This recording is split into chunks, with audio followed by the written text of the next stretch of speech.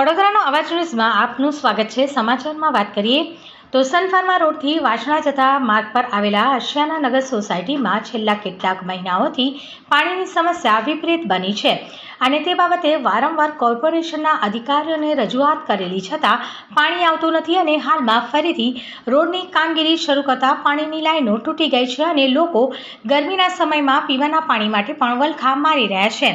નાના બાળકોને સ્કૂલ જવા માટે તેમજ મદ્રેસા જવા માટે પણ સવારમાં પાણી હોતું નથી તેમજ નાહવા ધોવા માટે પણ પાણી મળતું નથી અને અધિકારીઓ સમસ્યાનું સમાધાન કરવા માટેના ચોક્કસ પગલાં ભરતા નથી, જેથી લોકોમાં રોષ ફાટી નીકળ્યો છે।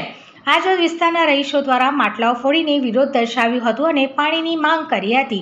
વધુમાં વિસ્તારના સામાજિક કાર્યકર અશફાક મલેક તેમજ સ્થાનિકોએ આચાર સંહિતાને ધ્યાનમાં લઈ કાયદેસર પરમિશન લઈ કમિશનર કચેરીને ઘેરાવો કરવાની પણ ચીમકી ઉચ્ચારી હતી। हेलो, मेरा नाम रसीदा बानू है।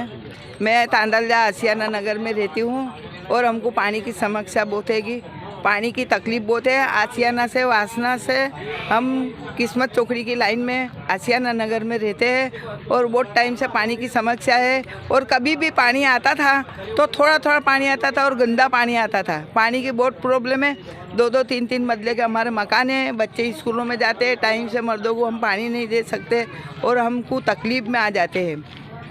और वोटिंग लेने के लिए तो हमारे वहाँ गरीबों के वहीं आते हैं, मत दो, पर पानी के लिए हमारे को कोई अभी भी पूछने आया नहीं है कि पानी हमारे को तुम क्या हालत में हो। और हमको हर एक बात की तकलीफ होती है पानी के लिए। गटर की भी पानी चाहिए है, पानी दो, पानी मीठा पानी पीने के लिए पानी चाहिए है। 2 मंजिले 3 मंजिले पानी चाहिए। हम वेरा भरते हैं, वेरा लेते हो, आप वेरा लेते हो, काय का लेते हो, पानी का लेते हो, गटर का लेते हो, कोई जात की भी सुविधा है नहीं। कचरा लेने की भी तकलीफ है, पानी की भी तकलीफ है, गटर की भी तकलीफ है। सब बात से हैरान है और वोटिंग के लिए अभी सब आशियाना नगर में ही पहले उस पर ही ढाप मारते हैं। मटका फोड़ के हमने प्रदर्शन किया है पानी के लिए और पानी हमको हमारा सुन लेना और पानी के समस्या हमारा करना और चोखा पानी हमको देना। सब છેલ્લા 6 મહિના વર્ષથી તો પાણીના બિલકુલ વલખા મારે જ છે, પણ ઘણી બધી મોહલ્લાની અંદર તો પરિસ્થિતિ છેલ્લા 5-7 વર્ષથી એવી છે કે અમુક ઘરોમાં પાણી આવે ને અમુક ઘરોમાં પાણીની લાઈન ચાલુ હતી તોય નહોતું આવતું। એટલે અહીંયા પાણીના પ્રેશરનો પ્રશ્ન હતો। અત્યારે આ લાઈનો ખોદી એટલે બધી જ લાઈનોના પાઇપ લાઈનો તૂટી ગઈ છે।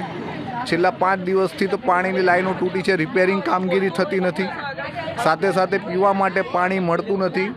એક જ ટેન્કરમાં આખો મોહલ્લો કઈ રીતે, આખા 500 ઘરો કઈ રીતે પાણી પીવે ને પીવા માટેનું પાણી, વાપરવાનું પાણી, કપડાં ધોવાનું પાણી, વાસણ ધોવાનું પાણી, હવે એટલું બધું પાણી લોકો કઈ રીતે ટાંકીઓ ઉપર હોય કઈ રીતે ચડાવે। એટલે ખૂબ જ સમસ્યા ગંભીર થતી જાય છે। વારંવાર રજૂઆત કરીએ છીએ, ગઈકાલે પણ રજૂઆત કરી હતી। ગઈકાલે કહ્યું હતું કે ભાઈ તમે આજે ને આજે તો કાલે એવો વાયદો કર્યો હતો કે કરી દઈએ છીએ, પણ આજે બી કામગીરી થઈ નથી। આજે ફરીથી લોકોએ મને અહીંયા બોલાવ્યો છે અને આ પ્રશ્ન ફરી ઠેરનો ઠેર જ રહ્યો છે। વધારાના 2 પ્રશ્નો ઊભા થઈ ગયા કે આજે ગટરો પણ ઉભરાતી થઈ ગઈ છે કે લાઈનો તોડી છે એના કારણે। તો આ સમસ્યાનું સમાધાન કરવામાં કોર્પોરેશન આ વિસ્તાર પ્રત્યે જે અણગમો રાખતી હોય તો આ વિસ્તારના લોકો વેરો ભરે છે।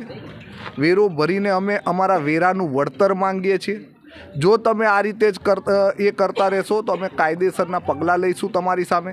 કમિશનર શ્રી સમક્ષ અમે એક દિવસ આજે પરમિશન લઈ લઉં છું, એ ચાલે છે ઇલેક્શનની, એ છે ઇલેક્શનનો સમય છે એટલે મારે આચારસંહિતા ભંગ ના થાય એટલે પરવાનગી લેવી પડે, એટલે હું આજે પરવાનગી લેવાનો છું। આવતીકાલે કમિશનરશ્રીનો ઘેરાવો કરીશું અમે।